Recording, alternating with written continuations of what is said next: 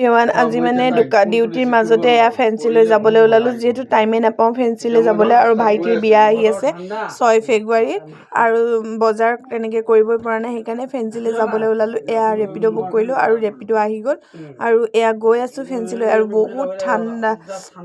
ইমানে ঠাণ্ডা ন কি ক'ম আৰু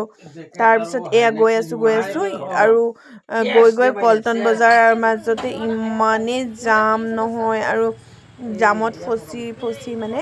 এয়া মানে কি ক'ম আৰু আৰু ঠাণ্ডাও বহুত বেছি আৰু যিহেতু দোকান এৰি ক'তো যাব নোৱাৰোঁ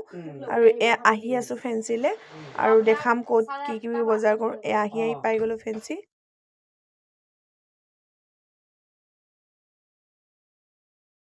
অৱস্থা বেয়া হৈ গ'ল ইমানেই জাম মানে কি ক'ম আৰু আহি পাই গ'লোঁ ফেঞ্চি এতিয়া গৈ আছোঁ মানে টাইমেই নাপাওঁ যিহেতু পাই গ'লোঁ এয়া মাৰ্কেটৰ ভিতৰত আৰু এয়া কাপোৰ চাই আছোঁ আৰু ইয়াতে সকলো ধৰণৰ ট্ৰেডিশ্যন আৰু বিয়াৰ মান ধৰাৰ পৰা আদিৰ পৰা সকলো কাপোৰ হ'লচেলত পোৱা যায় আৰু মই মানে জোৰোণত পিন্ধিবলৈ কাৰণে এযোৰ কাপোৰ চালোঁ আৰু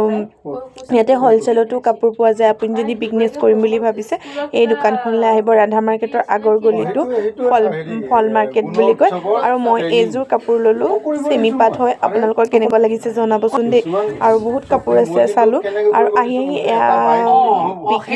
পিকমিৰ ওপৰত সোমালোঁ আৰু পাৰ্লাৰৰ কিছুমান বস্তু ল'লোঁ আৰু লৈ মেলি এয়া মই ঘৰলৈ উভতি আহিলোঁ আৰু আজি মোৰ লগত এটা ঘটনা হ'ল মই নিয়া হেলমেটটো মই বিচাৰি পোৱা নাছিলোঁ ক'ৰবাত দোকানত থৈ এয়া ভিৰৰ